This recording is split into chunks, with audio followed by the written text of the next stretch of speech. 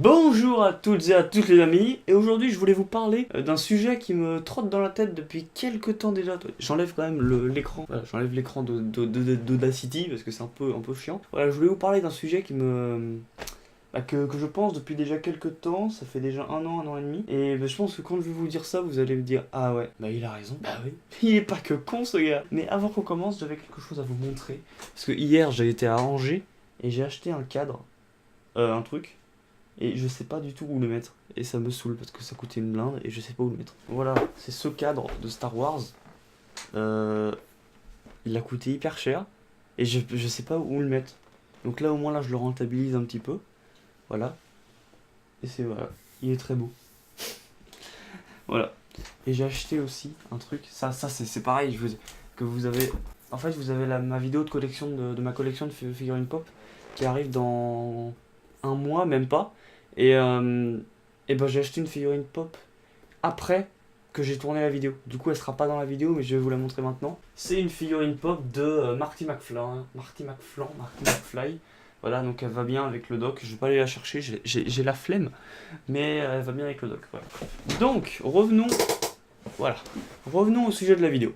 Ça fait déjà un an et demi, voilà. J'ai quelques petites notes, hein, je fais pas que à la va-vite. Alors faut savoir, pour vous mettre dans le contexte, qu'à la base, quand Walt Disney a créé son parc, il voulait pas mettre des attractions avec des licences, une attraction à la petite sirène, la Reine des Neiges, non, il voulait pas faire ça. Lui à la base, il a créé son parc pour pouvoir montrer des prouesses technologiques, comme les animatroniques qu'il a inventés, et pour faire des créations originales. Création originale, c'est une attraction qui n'est pas inspirée d'aucun film, qui a été créé entièrement par les Imagineers, les gens qui créent les attractions. Sauf que depuis quelques temps, et bah, ces créations originales commencent à se perdre. Je pense clairement, comme vous et moi, quand on vous évoque Disneyland Paris, vous pensez Space Mountain, vous pensez vous pensez Pirates of the Caraïbes, voilà. Mais vous pensez pas l'attraction Peter Pan. Vous pensez pas l'attraction, je sais pas moi, l'attraction Indiana Jones. Voilà. Non, non, vous pensez Space Mountain. Et Space Mountain, c'est une création originale. Voilà. En création originale, on en compte beaucoup. Alors je vais dire déjà que celle qu'il y a dans le parc en France. On a Space Mountain. Voilà, donc à la base, c'était Space Mountain de la Terre à la Lune.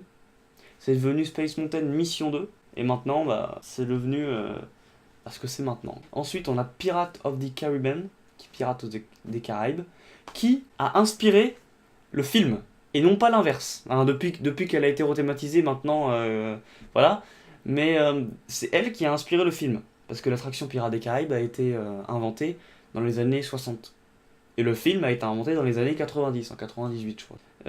Donc c'est pas l'inverse. Sauf que depuis qu'elle a été rethématisée en Pirates des Caraïbes, maintenant on a Jack Sparrow et toute sa clique à l'intérieur. Voilà. Phantom Manor. Phantom Manor, qui est l'une de mes attractions préférées. C'est des attractions en fait. Vous savez pourquoi à la base, tous les fans de Disney sont fans de Disney et du parc à cause de ça. Parce qu'il y a une vraie histoire. Par exemple, Phantom Manor, c'est. Je sais plus, je me rappelle plus du tout. Non, je sais que Big Thunder Mountain, le train de la mine, pour les gens qui connaissent pas, et ben c'était des miniers, oui, je le connais pas par cœur, mais des miniers qui ont été creusés sous la montagne, et la montagne était gardée par l'oiseau tonnerre, un truc comme ça. Et c'est une histoire complètement originale, et qui est raccordée à tout le land de Frontierland, et qui est raccordée à Phantom Manor. Parce que la compagnie de Mill Co, je crois, elle appartenait à Henry Ravenswood, qui avait le Phantom Manor. C'est toutes les storylines. Et en fait, toutes les storylines, il n'y a que à Disneyland Paris que ça existe. Dans les autres parcs, il n'y a pas ça. C'est pour ça que il y a peut-être encore une chance qu'on soit un des derniers parcs à conserver les créations originales. C'est possible. Mais bon, on va revenir après. Vous allez voir que. Voilà. Vous allez voir que c'est pas super. Ensuite, en création originale, on avait Big Thunder Mountain. It's a Small World. It's a Small World. L'attraction préférée des enfants. Avec la musique qui vous rentre dans la tête, voilà. Était une création originale. Créée dans les années 50, c'était une création complètement originale. Et voilà. Et si celle-là aussi devient une licence, ah bah, ça va pas être Jojo. Hein. Et maintenant, je vais vous montrer les changements dans ces attractions. Space Mountain est devenu Hyper Space Mountain, l'attraction où ils ont en fait ils ont collé des affiches par-dessus les affiches de l'ancienne attraction. Ils ont mis des rubans LED Ikea. C'est complètement c'est de la merde, c'est la pire rethématisation. Je pense que c'est la pire merde qu'ils pouvaient nous inventer. Hein. C'est la pire des merdes. Ensuite, Pirates of the Caribbean est devenu Pirates of the Caribbean toujours, mais avec Jack Sparrow, le capitaine Barbossa, tout ça. Voilà, ils ont complètement tout changé. Et ça, c'est con. Le Hollywood Tower Hotel, voilà, ça aussi c'était une création originale, l'attraction préférée des gens. L'ascenseur, une création originale, qui, dans un avenir proche, va être rethématisée sur les gardiens de la galaxie. Les gardiens de la galaxie. Et je vais plus aller à Disney, hein, si ça continue comme ça. Hein. C'est-à-dire que Cinémagique, une création complètement originale. Cinémagique, c'est un spectacle sur un écran où on se balade de film en film et tout. C'est une création complètement originale. Et bah, c'est devenu l'alliance des super-héros. Mais ça, c'est un peu bizarre parce qu'apparemment, elle va revenir et tout. Bref, on n'est pas là pour parler de ça, mais c'est hyper chelou. C'est hyper bizarre. It's a Small World. Pour l'instant, nous, elle reste originale, mais dans les autres parcs, ils ont déjà mis toutes les princesses à l'intérieur. Mettre les princesses dans It's a Small World. À la base, It's a Small World, c'est pour montrer les coutumes du monde et tout. Là, ça va devenir regardez la petite sirène. Bref, je vais pas toutes vous les énumérer parce que je les ai pas tous marqués. J'ai pas tout de tête. Mais c'est ça, quoi. C'est que je me demande si je vais aimer Disney dans quelques années, si je vais aimer Disney autant que je l'aime aujourd'hui. Quand toutes les créations originales auront disparu et qu'on sera que sur des licences. La preuve en est, hein. L'agrandissement de 2 milliards pour les 3 nouveaux lands, bah, c'est que des licences. Et ils remplacent les créations originales par les licences. Et ça m'énerve. Hein. Motor Action, il y avait déjà eu le droit quand on avait mis Cars. Rock'n'Roller Coaster, bah, ils vont du coup mettre... c'était une création originale. Enfin, création originale et ils vont mettre Iron Man. Bon, franchement, ça a donné le pire comme le meilleur, les rethématisations. Pirates des Caraïbes, vous voyez, ça lui a donné un coup de jeune. Mais moi j'adore ces licences. Moi, je les aime beaucoup. Franchement, je suis fan de ces licences. Moi, quand je vois l'agrandissement, j'ai hâte. Mais ça m'énerve qu'on enlève les créations originales au profit de ces choses-là. Parce qu'à la base, Disney, c'était pas ça. Ça va devenir... je pense en fait qu'ils ont peur. Ils ont peur parce que les concurrents commencent à vraiment les concurrencer. Bon, ça reste quand même tous les parcs Disney restent quand même les parcs les plus visités au monde avec les plus gros profits, voilà. Mais les Universal Studios, etc., là, ils commencent un peu à leur faire un peu d'ombre. Pas énormément, voilà.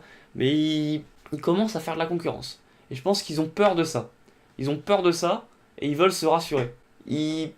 Franchement, faut arrêter d'espérer qu'ils vont dire en fait, on va vous créer une création originale, un truc complètement nouveau. Les gens, tu leur dis qu'on crée une création complètement originale sur, je sais pas quoi, un bateau qui va sous l'eau, on va explorer les fonds marins, un truc complètement original. Les gens s'en battent les couilles. C'est pas un argument de vente. Alors que tu leur dis, on va vous créer une attraction, la Reine des Neiges, attention, attention. Les gens, ils sont, waouh, c'est incroyable, on va réserver nos places parce qu'il y a la Reine des Neiges. Et ça c'est con. Ça, c'est chiant. Donc c'est ce que je pense, moi, c'est que les gens, maintenant, ils n'aiment que ça. Ils peuvent pas aimer des créations originales. Et ça, c'est... Et l'exemple le plus poignant, c'est Discoveryland. Discoveryland qui, à la base, était une attraction... un land complètement steampunk sur l'univers de Jules Verne et tout, où on avait une attraction, le Visionarium, où on retraçait en 360 degrés l'univers... les avancées technologiques de la préhistoire jusqu'au futur, en passant par Jules Verne et tout ça. C'est une création originale. On avait Space Mountain, de la Terre à la Lune, qui nous emmenait comme dans le récit de Jules Verne. Autopia, qui était une attraction steampunk, où dans les voitures, où ça imaginait la ville de demain. Les mystères du Nautilus, où c'était le Nautilus, hein, comme son nom l'indique, de Jules Verne. Et au fond, Star Tour. Star Tour encore, il fait exception aux licences, parce qu'en fait Star Tour, c'est dans l'univers de Star Wars. Mais l'histoire tout autour est nouvelle. On a créé un nouveau droïde, on a créé des nouvelles planètes, des nouveaux personnages. Tout est nouveau. Tout change. Alors que maintenant qu'ils l'ont rethématisé, Star Tour, franchement, c'est une bande-annonce de 4 minutes 30 pour les films qui sortent. Quand j'y étais en janvier, je n'ai eu que des... Parce que il peut y avoir plusieurs combinaisons dans l'attraction. J'ai eu que des combinaisons sur Star Wars 8 pour montrer, regardez, on a sorti Star Wars 8, allez le voir dans les salles, au cinéma, allez-y. Et c'était une bande-annonce, quoi. Avec C3PO et R2D2, qui sont des personnages connus. Ils se rassurent. Ils se rassurent pour se dire que les gens, ils vont aimer plus un univers avec C3PO et R2D2 qu'un univers avec Rex, un nouveau droïde. Alors que pourtant, c'est quoi les attractions qui marchent le mieux à Disneyland Paris? C'est Space Mountain, c'est le manoir, c'est le Big Thunder Mountain qui est l'attraction la plus visitée, où il y a plus de temps d'attente. C'est le Hollywood Tower Hotel, c'est l'une des attractions où il y a le plus de monde toute la journée. Alors pourquoi ils changent au profit des licences? Ça, c'est vraiment une question que je me pose. Et je me dis en fait, est-ce qu'on aura encore des créations originales? Est-ce que ça existe toujours en fait? Est-ce que c'est pas fini? Est-ce qu'on aura plus jamais de création originale? Parce que si c'est le cas, ça va vraiment être quelque chose de... ça va être spécial. Si on n'a plus de création originale, bah merde quoi. Là ça va vraiment être bizarre. De toute façon on le sait qu'on n'aura plus de création originale, parce que j'ai vu passer que Bob Iger avait fait une allocution où il avait dit que il y aurait plus aucune création originale ne serait créée, et toutes les créations originales seraient à terme remplacées par des licences. Donc moi, qu'est-ce que vous voulez que je vous dise? Moi je sais pas, dites-moi en commentaire si vous les fans de Disney qui regardent la vidéo, dites-moi si vraiment si vous allez aimer Disney avec les licences, ou si vraiment vous allez pas aimer. Moi je pense que je vais me désintéresser. J'irai toujours parce que l'univers sera toujours le meilleur, tout parc confondu. Mais voilà, il y a d'autres parcs maintenant qui restent sur les créations originales. Le Puy du Fou est le plus gros exemple. Il n'y a que des créations originales. Voilà. Donc moi, je vous dis sur ce, à une prochaine. Je vais réfléchir à tout ça. Et on se retrouve dans une prochaine vidéo. Salut les amis. Téléportation!